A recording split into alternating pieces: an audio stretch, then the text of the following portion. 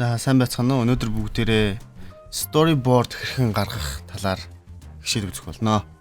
За storyboard гэдэг нь бол ерөөдөө санаагаа одоо зургаар гаргаж илэрхийлэхийг хэлж байгаа. За тэгээ storyboard-ыг бол иймэрхүү дөрвөлжин хэмжээтэйгээр ингээд дэлгэцийн форматд хуваасан цаасан дээр бол ингээд зурж гаргадаг.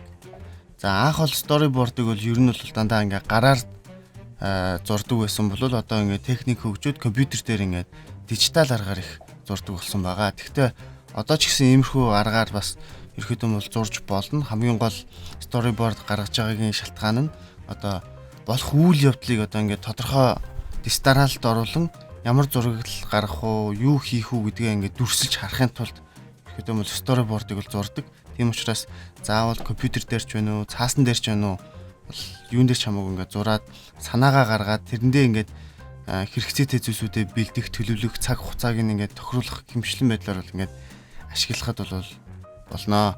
За жишээлбэл энэ зурган дээр ингээд харагдаж байна. Хамгийн ихний бол план гэж нэрлэн, энэ бол shot буюу план.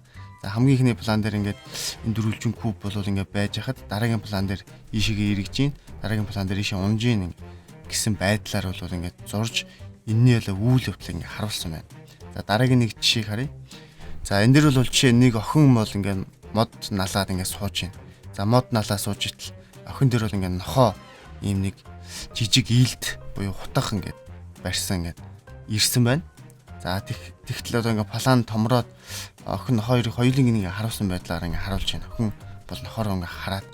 За тэгээд охин бол нохооноос нөгөө илтийг нь булааж аваад жоохон дургуутсан байдалтай ингээд харсан байна. За тэгээ ингээд хойшоо далаагаад тэгээ нөгөө ингээд илтийн шидэж байна. За иймэрхүү байдалтайгаар бол ингээд 6 планаар бол ингээд энд болж байгаа үйл явдлыг бол ингээд харуулж байна. Тэгэхээр ингээд энд болж байгаа үйл явдлыг ингээд энд ингээд дүрсэлж харуулж өгснөөр одоо орчин нь ямархуу байдалтай байх юм. Одоо энэ камерын тавилтууд нь ингээд ямархуу байдалтай байх юм. Хэр өндрөөс яаж харагдчих юм. Одоо энэ жишээл томоор харж байгаа план дээр одоо юу орсон байх юм. Ямархуу гэрэл ханаас нь тусад хаан сүйдэр унсан байх гэдэг ч юм уу. Иймэрхүү байдлаар ингээд ерөөхдөө бол кино, альва анимашн үйл явдлыг ингээд дүрсэлж ингээд харуулж төлөвлөдөг гэсэн. За ингээд бүгдээр одоо өөрсдийнхөө storyboard буюу санаагаа зурцгаая.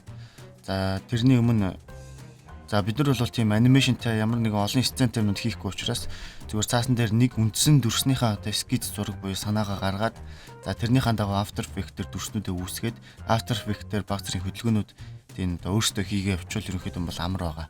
За тийм учраас заавал бидэнд одоо тийм олон хуудастай, олон сцентэй, олон шоттой тийм storyboard заавал гарах шаардлагагүй гэсэн үг.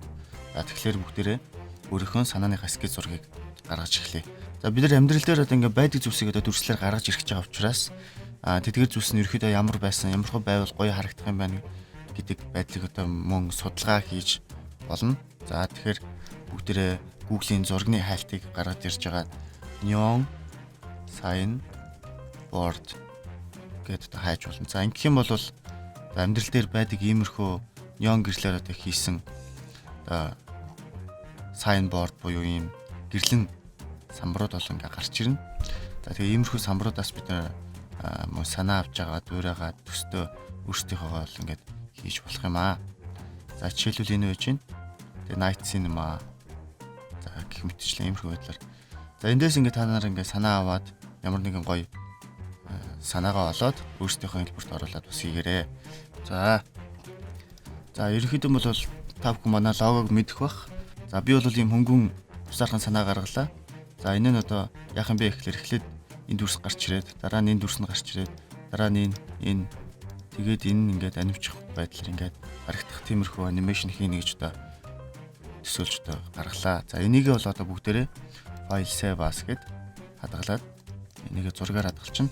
За хэрвээ та нар ингээд цаасан дээр зурж болно. Цаасан дээр зурсныгаа тэгшхэн цэвэрхэн одоо утасныхаа камераар зургийг аваад тэгээд компьютер руу хадгалаад оруулаад ирэх боломжтой.